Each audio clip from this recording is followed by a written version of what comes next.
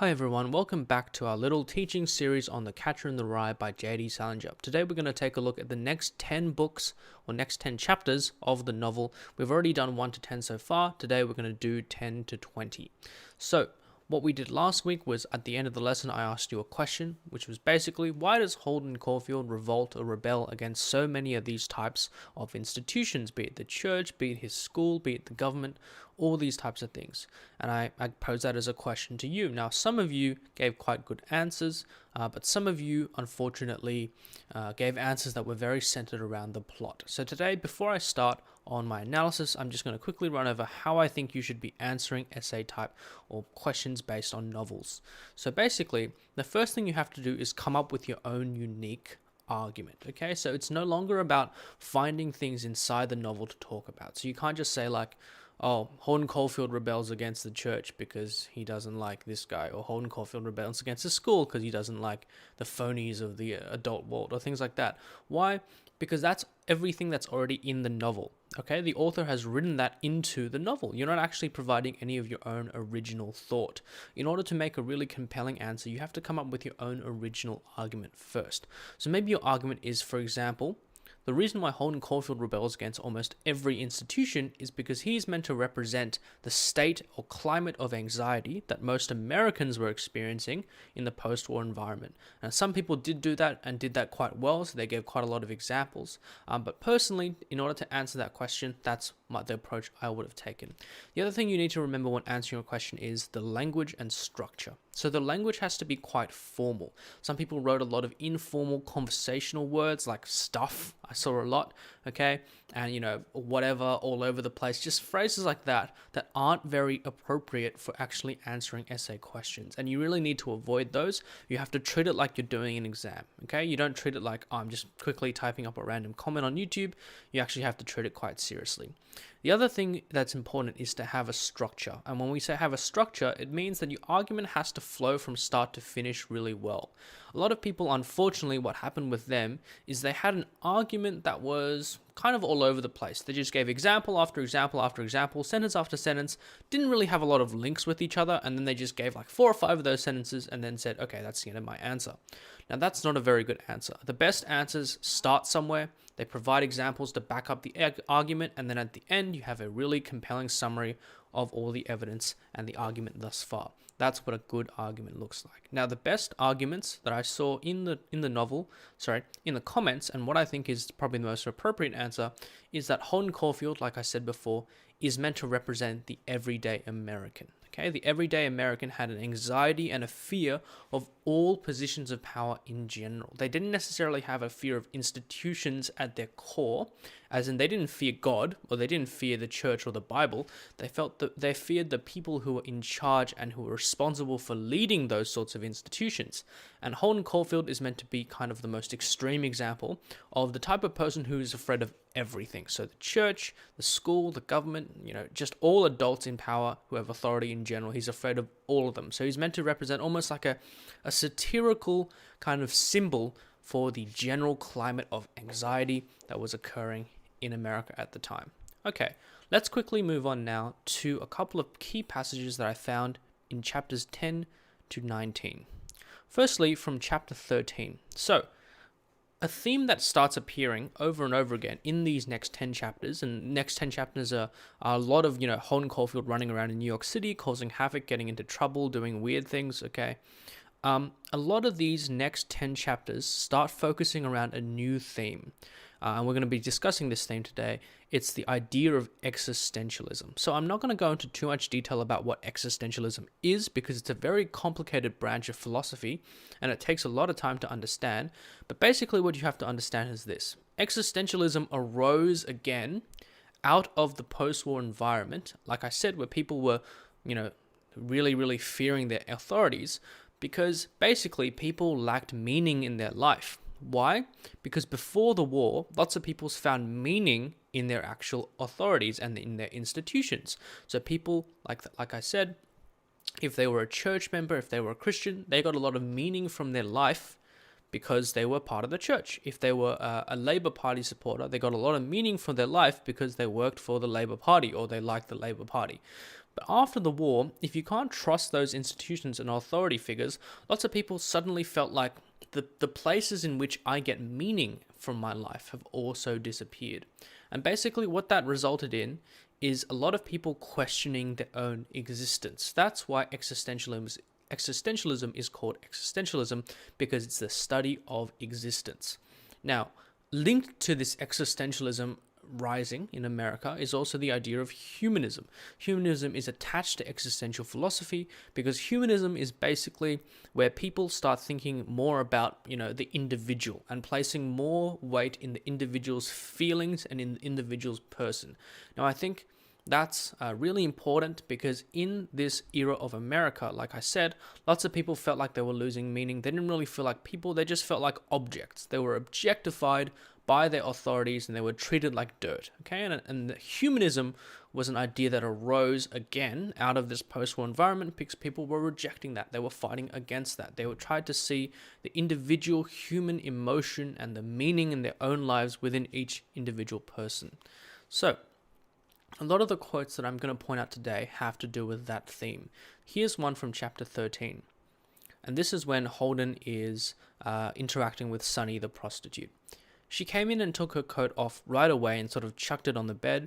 She had on a green dress underneath. Then she sort of sat down sideways on the chair that went with the desk in the room and started jiggling her foot up and down. She crossed her legs and started jiggling this foot up and down. She was very nervous for a prostitute. She really was. I think that was because she was young as hell. She was around my age. She had a tiny little weeny whiny voice. You could hardly hear her. She never said thank you either when you offered her something. She just didn't know any better. I took her dress over to the closet and hung it up for her. It was funny. It made me feel sort of sad when I hung it up. I thought of her going to a store and buying it and nobody in the store knowing she was a prostitute at all. The salesman probably thought she was just a regular girl when she bought it. It made me feel sad as hell. I don't know exactly why. So this quote is actually quite interesting because, once again, Holden Caulfield is dealing with a prostitute, okay? And a prostitute typically in society is seen as quite of an object. Why? Because it's someone you hire to copulate with. It's someone you hire to have sex with. And I know lots of people are going to feel really embarrassed by this discussion, but it's a really important part of the novel, okay? When that happens, you undoubtedly or you uncontrollably objectify that person. It's like buying a can of Coke or it's like buying a piece of food, right? You purchase something, you own it for a period of time or you eat it or whatever, and it's the same with this person, right? You're buying this person and you objectify them because you feel like you've purchased their time for a little while. But what's interesting about Holden, okay, because he's meant to represent the everyday American who's anxious, who's also a little bit humanist, he doesn't see Sunny as an object that he can just do whatever he wants with, okay?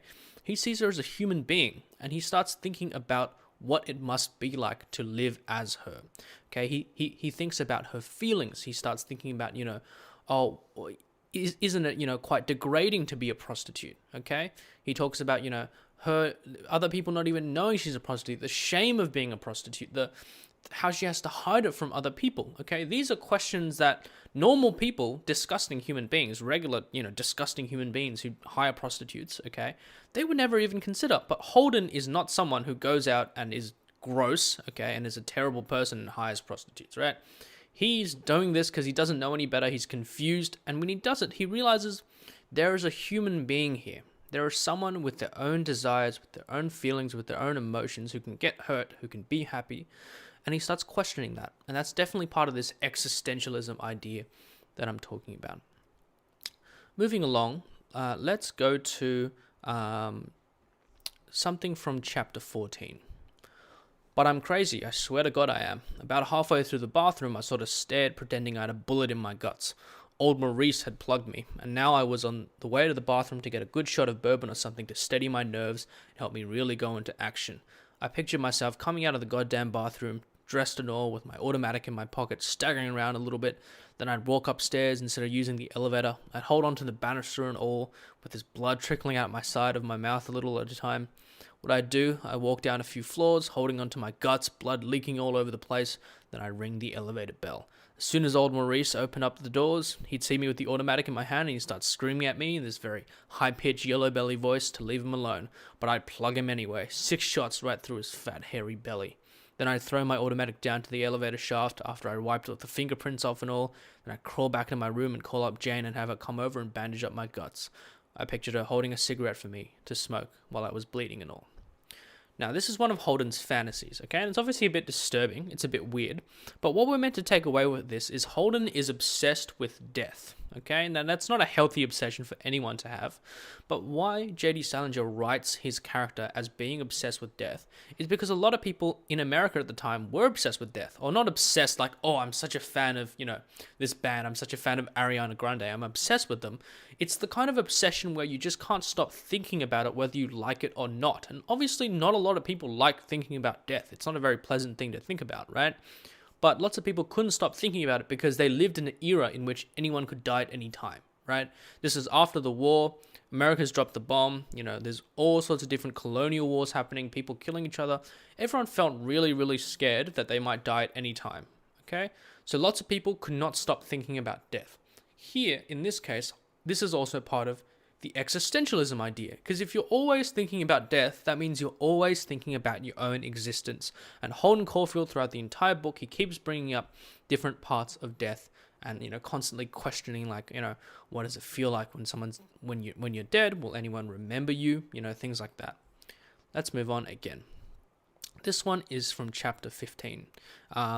After they left, I started getting sorry that I'd only given them $10 for their collection. But the thing was, I'd made that date to go to the matinee with old Sally Hayes, and I needed to keep some dough for all the tickets and stuff. I was sorry anyway, though. Goddamn money. It always ends up making you blue as hell. Okay, so here, it's another part of that existentialism idea, and here J.D. Salinger is attacking the idea of wealth making you happy. Okay, so when J.D. Salinger, he's thinking about his own existence, he thinks about where do we get meaning now that we don't have institutions, okay? But like I said before, people used to get a lot of meaning from being a part of the church, being a part of a political party. And a lot of people, as a reaction to losing that meaning, okay, instead of becoming humanists who cared about people's feelings, they became what we call hedonists. And hedonists simply cared about pleasure in life. They thought, you know what? If we don't have any meaning after all, after the war, what I'm going to do is I'm just going to have as much fun as possible. I'm going to just seek my own pleasure in every single situation. I don't care about the consequences. If it makes me feel good, that is good. Okay? And one of the main sort of proponents of that, or one of the things that's driving that, is money, right? Because if you have money, you can do a lot of things. You can buy lavish things for yourself. You can go on holidays. You can take a lot of drugs. You can drink a lot of alcohol. You can whatever, right? If you have money, people thought, you know what? I'm just going to live a hedonistic lifestyle that's going to bring me happiness. But here Holden is suggesting the opposite. And J.D. Salinger is suggesting the opposite through Holden, right? Holden says, you know what? Money just makes me feel blue as hell. Always ends up making me feel blue. And blue, in this case, means sad or melancholy, okay? In this case, Holden suggests that, he feels bad that he's endowed with so much money from his parents because he knows that other people don't have that much money and they don't have the freedom to feel happy like he does. And he feels bad about that. So that's another part of that existentialism idea.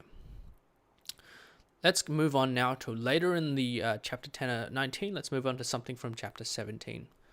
I said no. There wouldn't be marvelous places to go after I went to college and all. Open your ears, it'd be entirely different. We'd have to go downstairs in elevators with suitcases and stuff. We'd have to phone up everybody and tell them goodbye and send them postcards from hotels and all. I'd be working in some office, making a lot of dough and riding to work in cabs and Madison Avenue buses and reading newspapers and playing bridge all the time and going to the movies and seeing a lot of stupid shorts and coming attractions and newsreels. Newsreels? Christ almighty. There's always a dumb horse race and some dame breaking her bottle over the ship and some chimpanzees riding a goddamn bicycle with pants on. It wouldn't be the same at all. You don't see what I mean at all. So here, this is kind of linked to that money idea. A solution that a lot of people thought after the war, when they lost all their meaning, was, you know what? Who cares if I don't find any meaning in God or, my political party or whatever? You know what? I'm just going to get a good job, get a lot of money, and my whole life is going to be dedicated to my career. And that's a sort of attitude that exists even in the modern day, okay? Lots of people, they just think, you know what? I'm going to go to college or university. I'm going to get a good degree. I'll get a fantastic job. That's going to set me up for life because I'm going to have all the money in the world. It's going to be great. That's what's going to make me happy. But Holden Caulfield, and J.D. Salinger, by extension, says no, that doesn't make you happy at all. In fact, it's just the same tedious repetition over and over again. It actually doesn't contain much meaning. Okay, final quote for the day. This is something from chapter 20. Okay, here we go. I've lived in New York all my life, and I know Central Park like the back of my hand because I used to roller skate there all the time and ride my bike when I was a kid, but I had the most terrific trouble finding that lagoon that night. I knew right where it was. It was right near Central Park South and all, but I still couldn't find it. And after a while, then finally I found it. What it was partly frozen and partly not frozen, but I didn't see any ducks around. I walked all around the whole damn lake. I damn near fell in it once, in fact, but I didn't see a single duck. I thought maybe if there were any around, they might be asleep or something near the edge of the water, near the grass and all. That's how I nearly fell in, but I couldn't find any. Once again, Holden Caulfield is questioning his own existence. Here, when the ducks have disappeared, he struggles to find the lagoon. And that's meant to be symbolic of his whole life. He thinks, if one day I die, who is going to remember me? Am I going to have any impact on my life? Or I'm just going to be forgotten? I'm just going to disappear. So a lot of these chapters, like I said, from 10 to 20 are about this idea of existentialism. Just a quick summary so you guys don't get too confused. Existentialism is a philosophy where people question their own existence. And after the war, a lot of people lost meaning for their existence, okay, because they couldn't trust in their institutions anymore. And a lot of people got meaning from their institutions. Now, there were two parties who reacted to this. And people who reacted to this, they split into two kind of parties. On one hand, you have the humanists. The humanists reacted to this existential problem by saying, it's all about feeling. It's all about emotion. It's all about, trying to find your own meaning and relationship with other people. Holden Caulfield is definitely 100% a humanist. There are also hedonists. Hedonists believe, if I don't have any meaning, I'm just going to party and I'm going to have as much fun, as much pleasure as I can before I die. And Holden Caulfield, he thinks everyone is a hedonist. He hates everyone because he thinks a lot of what they dedicate their life to has zero meaning. Sorry for the little cut there. Unfortunately, my phone ran out of storage space, so I had to start it again. Your question for this week is this. Why does Holden Caulfield think so much about death and his own mortality? Why does he question it so much? Why is it constantly on his mind? Okay, I'll see you next week.